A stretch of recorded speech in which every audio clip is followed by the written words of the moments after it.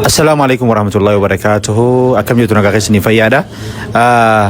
Arraan tana dhimma obboleessa keenya biraa Jamal irraa waan tokko dubbachuu barbaadetiin dhufee jira. Waan amma deemaa jiru irratti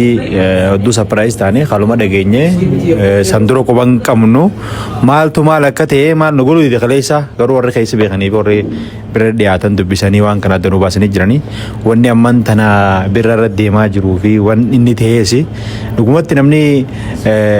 28 ol dhabee 28 dhabee akkana caljeetuma callisuun isaatu obsa guddaa qabaachuu isaa nama agarsiisa. Namichi isa nyaatee si namoota hedduu nyaatee jira. Namoota hedduu dachii gurguranii maallaqa isatti fidanii maallaqa san dachii gurguranii maallaqa san isaan nyaadamee jira. Isarraa fuudhuudhaaf ammoo biyya tanatti yoo waa farramtee nama kanatti malee namarraa fuudhuu hin dandeessu. Warroonni tokko tokko maaliif keessa nyaata irraa hin fuune kajoon arge. So hin danda'amu yoo waan takka farramtee namatti kan namarraa fuudhuu biyya namatti hin jirtu seerri. Haa ta'u ammoo wanti birraa irratti fi kana biraa nyaata nama keenya nyaatu sumaan qabu ammoo dubbiin birraa namoota ishee dhiyaatan ijoollee teenya naannoo biraa taachi biyya isa wajji jiraataniitu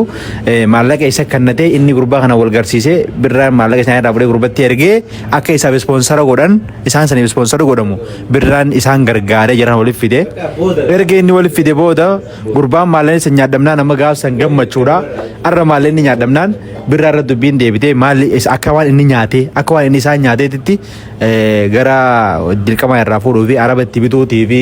waan kana irra deemaa jira jaanii so wanni kun hin barbaachisu maali jennaan namta kawaran ni bada yoo rabbate irraa kafalama innilleen haga irraa osoo hin dubbatin callisee obsa qabaatee roorroo dila san dabarsee guyyaa kanarra akkuma dhageenyee jirra saniifuu ummanni keenya biyya adda addaa jirtan warra addunyaa itti hunda keessanuu please maallaqa irraa kafallu akka chittillee waliin bu'ee namni kutaadhaan waliin lolle maallaqa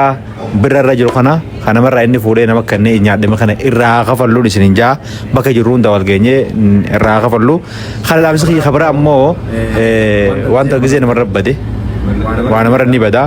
bizuma hundaa'u yoo wanda kana magaltee dafnee wal hubannee wal gaafannee sila wal bira dhaabannee barataan jaamucaa kana maallaqa irraa kafallu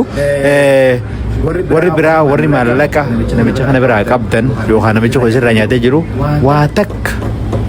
wanni godhamuu danda'u hin jiru sabbaruudha malee saniifuu inshaallah kanumaan dubbachuu dhufee galatooma.